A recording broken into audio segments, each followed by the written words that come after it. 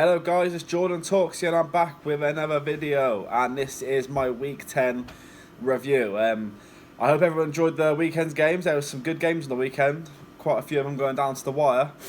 And I picked out 4 here, just to have a quick few words on, and the ones I enjoyed the most really. And we'll finish the episode off with the high five, which we do every week. If you're unfamiliar with the high five, I give a high five to 5 players who deserve it after either a play or their performance on the weekend. So before we get into this one, if you do enjoy this video, if you could leave a like, that would be much appreciated, and if you could also subscribe to the channel, that would also be much appreciated. And let's get into this one. So the first game I'm going to talk about is the Chiefs versus the Titans, and this was actually a surprisingly very close game, and I enjoyed watching this one. Went down to the wire, all sorts of things happened in this game. All eyes were on Patrick Mahomes in this game, really. He's coming back from his injury, and he didn't disappoint. He put up some massive numbers, made some incredible throws. I mean, the one where he's jumped in the air to, I think, Harmon to take the lead in the fourth quarter, crazy. But yeah, I mean, Ryan Tannehill on the other side for the Titans actually made some big plays in this game, some big throws. And this team seemed to be rallying around this guy a bit. Ryan Tannehill's not the greatest quarterback in the league. Everyone knows that, but if you can get everyone pumped and hyped up and playing that 5% extra for you, you can do things that no one actually expected. And the thing that surprised me in this game is the Chiefs ran 75 plays on offense, and the Titans ran 45 plays on offense, and somehow the Titans win this game. I mean, they just didn't give up, did they? They refused to go down, and they just somehow, anyway, anyhow, just kept up with this Chiefs team. And yeah, I'm sure everyone knows by now how the game ended, but wow, it's a bit of a wake-up call for the Chiefs, this one. But in all realness, they should have won this. First of all, the bodged field goal to go up by 8 points. I don't have a clue what that was all about, and the punter just threw it away, didn't he? But then, obviously, they get the penalty for intentional grounding, and then the Titans have great field position. They go down and score, and the Chiefs still have a chance to go and tie the game at the end, and they get the blocked field goal. It was a Joshua Kalu, I believe that's how you pronounce his surname, blocks the field goal, and we're touching him a bit later on the video. And yeah, I mean, Derrick Henry was having his way in this game, wasn't he? He absolutely crushed this Chiefs defence, and when he plays against a team who aren't that great against the run, he must be licking his lips, because this guy is an absolute unit. Yeah, I mean, again, we'll be touching him later on the video as well. Yeah, wow, Derrick Henry's a monster. So yeah, Titans come out with that one, and they go to 5-5. And the Titans, like I've said at the start, a couple of videos ago, they'll just be the Titans. They'll be around 500 when you least expect it. I mean, no one was picking the Titans to win this game, and here they come and they beat the Chiefs somehow. Next up, Panthers versus Packers, and this was a great game to watch. Like the other game, right down to the wire. And in that fourth quarter, when Kyle Allen was driving down the field to try and tie the game, the snow was falling. It was just a on Lambeau Field. It was a perfect picture for football, and it looked cool out there. And Kyle Allen, to be fair to him, even though they didn't go on to get the tie-in touchdown, he was clutching on that drive, and he showed a lot to me in that drive. In those few plays, he showed some courage, stepping up in the pocket, making some big throws on third down, third and long, and I think there may have been a fourth down conversion there as well. But yeah, he showed a lot to me, and even though they did lose that game, they've lost nothing in defeat for me. For the Packers, not the greatest game for Aaron Rodgers. Didn't actually throw a touchdown pass in this one, but yet again, Aaron Jones punched in 3 touchdowns, and he continues to have this great season. I believe he leads the league in touchdowns, and he continues to do his thing.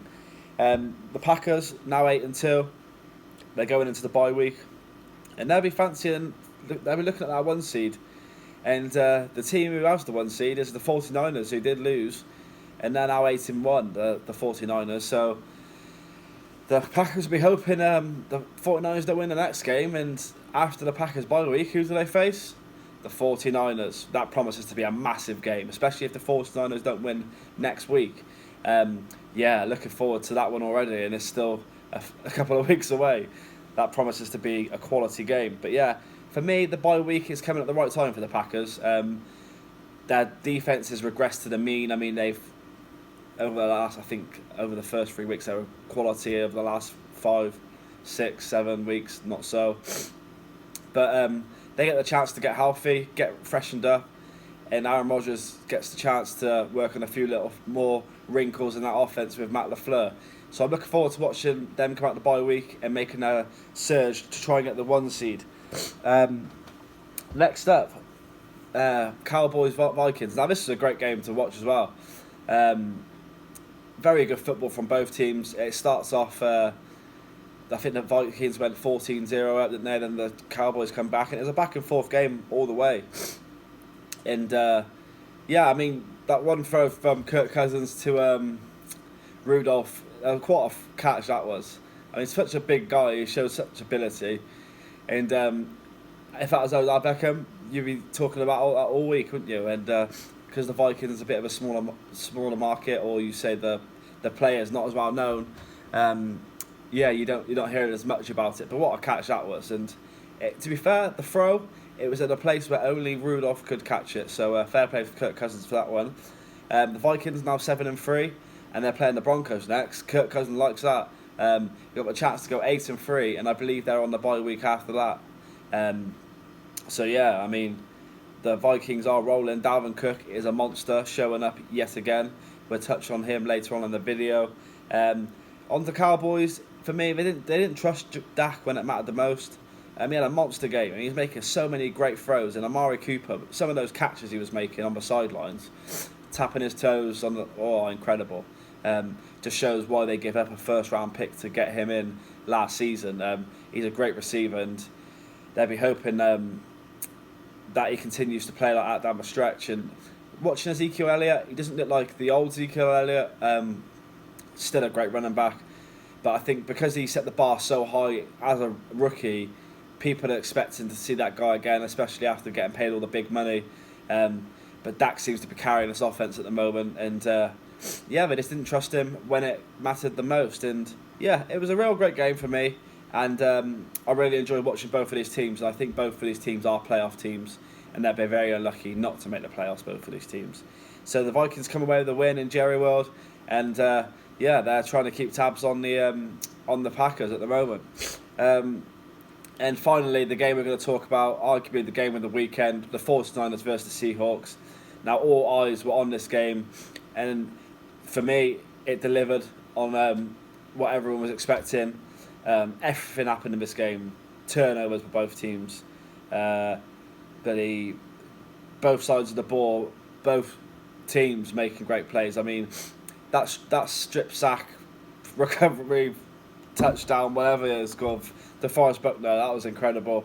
Very similar to the Jamal Adams play, which we get on to in a minute. And yeah, I mean, the late kick to tie the game, send it to overtime, then the miss to win the game, then somehow, some way, Russell Wilson just finds the way to win, doesn't he? He's a winning player. And I did mention in my mid-season awards that he is the most valuable player in this league.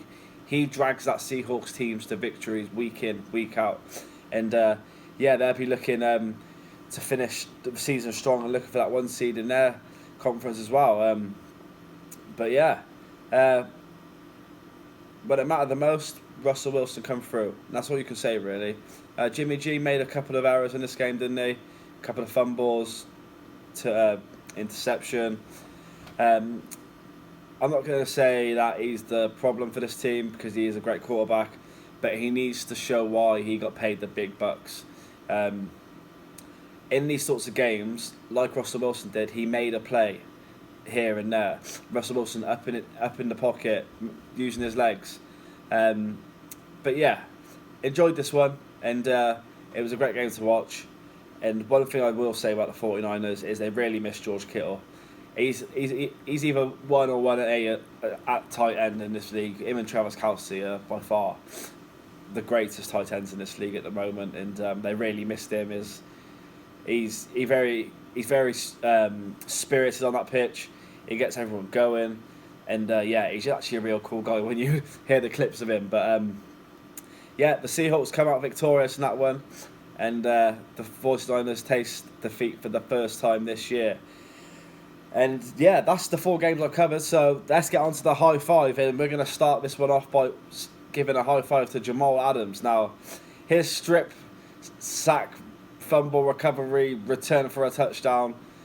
He went up to Daniel Jones and he said, "That is my ball. I am taking that into the end zone, and there is nothing you can do about it."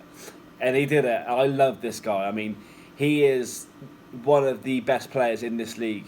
He's the best safety in this league, in my opinion. He is everywhere on that field. And the fact the Jets were trying to shop him is confusing to me.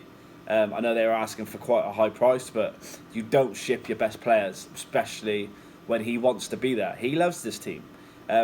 Every time he gets interviewed, he says he's trying to change the culture. He's trying to make a winning culture in New York for the Jets. And that was an incredible play from Jamal Adams. And shout out to him. High five.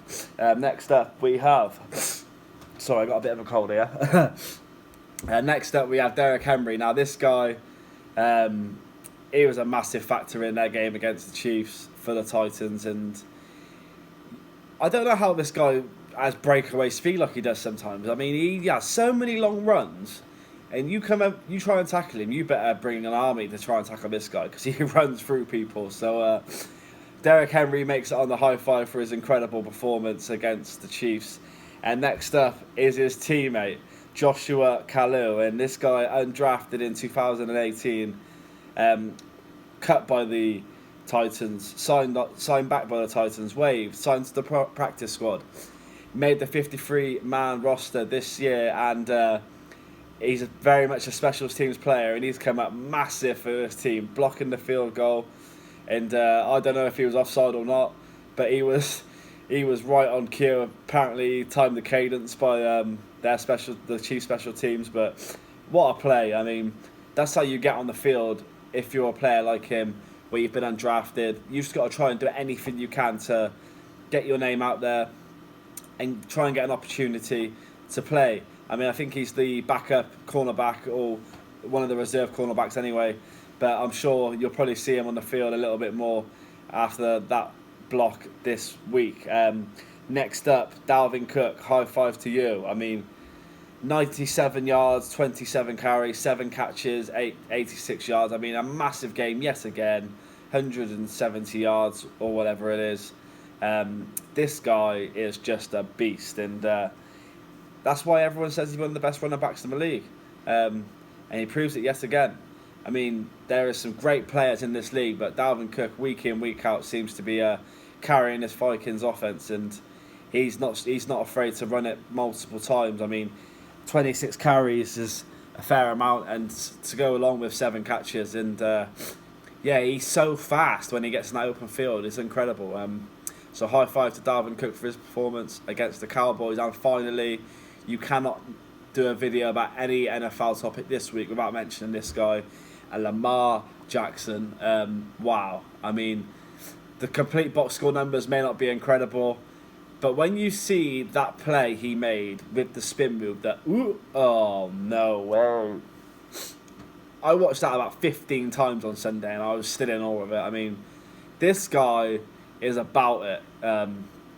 I said that at the midway part of the season, he's the offensive player of the year, and he done everything to prove me right in that game. I mean, he made some nice throws in this game. The Ravens put up 49 points, but that spin move alone is just out of this world. So high five to Lamar Jackson. What a play. And I'm sure he'll be in the high five a couple more times before the season ends. So that's the end of this video. If you did enjoy this video, if you can leave a like, subscribe to the channel, that would be awesome. I'll be back later on in the week. Not sure what with yet, but we'll see. And if you did enjoy this video, like I said, leave a like, and I'll be back later on in the week. Until then, peace out.